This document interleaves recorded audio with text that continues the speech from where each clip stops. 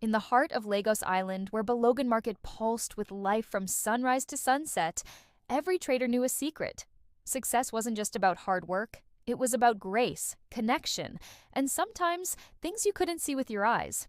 Amidst the chorus of haggling voices and humming generators, two women reigned supreme in the fabric trade. On one side was Mama Risi, loud, cheerful, and adored by all. Her laughter was as vibrant as the ankara she sold. On the other was Madame Bisi, quiet, calculating, and feared by many. For years, their shops stood side by side, their businesses growing in what seemed like friendly competition. They called each other sister, shared soft drinks under the hot sun, and laughed together. But behind the smiles, a bitter storm was brewing. You see, customers flocked to Mama Risi's shop. Her charm was irresistible, her prices fair. She had this magical way of talking that could make even the most frugal shopper leave with their hands full and a smile on their face. Meanwhile, Bizi's shop, once a bustling hub, began to feel the chill of neglect. Her customer base dwindled, and as her business crumbled, a dark seed of envy took root in her heart. One blistering afternoon, after watching yet another regular customer walk straight into Mama Risi's shop, Bizi sat seething. The anger burned in her eyes. "That woman thinks she's better than me," she muttered under her breath. "Let's just see how long her laughter will last." That single thought set in motion a chain of events that would change their lives forever. That very evening, Bizi journeyed to a dimly lit corner of Mushin, seeking a herbalist known only in hushed whispers as Iya Agbeke. The old woman's eyes were tired, but they saw everything.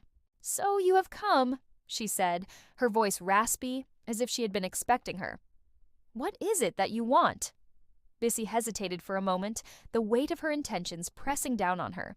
Then she spoke, her voice barely a whisper. "I want her shop to dry up. I want her to lose everything, make her customers disappear."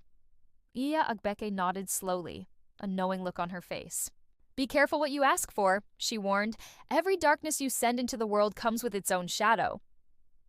But Bizi was blinded by jealousy.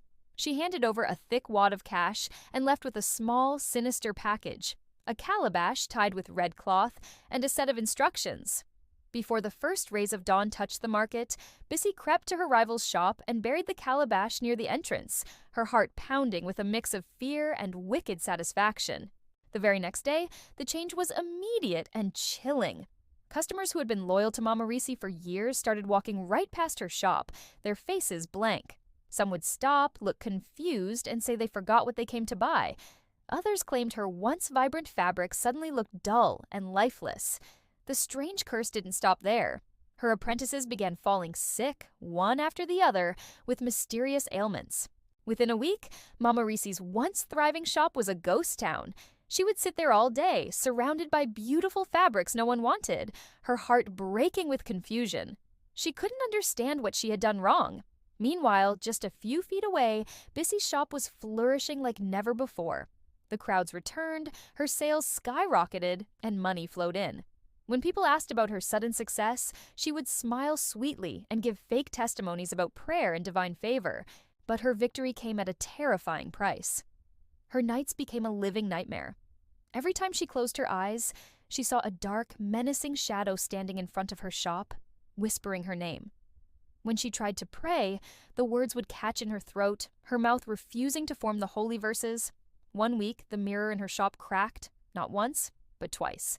And then, her best-selling fabrics, the source of her new wealth, began to rot on the shelves, emitting a foul stench. The darkness she had summoned was now turning on her. Weeks passed.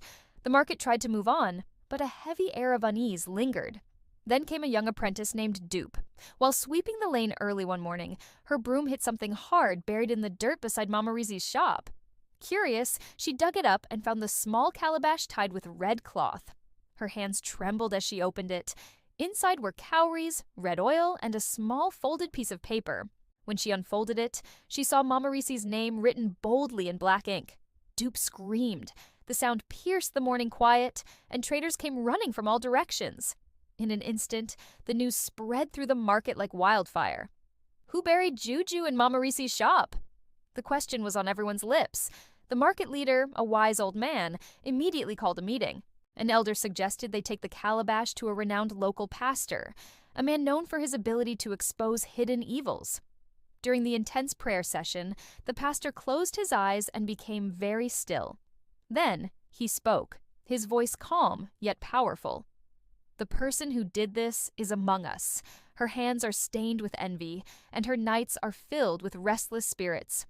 All eyes scanned the crowd. Bissy began to tremble uncontrollably. She tried to appear calm, but it was too late. The pastor turned, his gaze locking directly onto her. "Woman," he declared, "your wickedness has been revealed.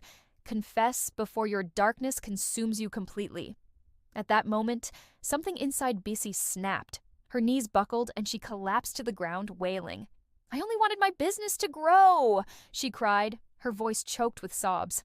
"I didn't mean for things to go this far." The crowd gasped in shock. Some people shouted, "Jesus!" Others instinctively backed away from her, as if her presence was poison.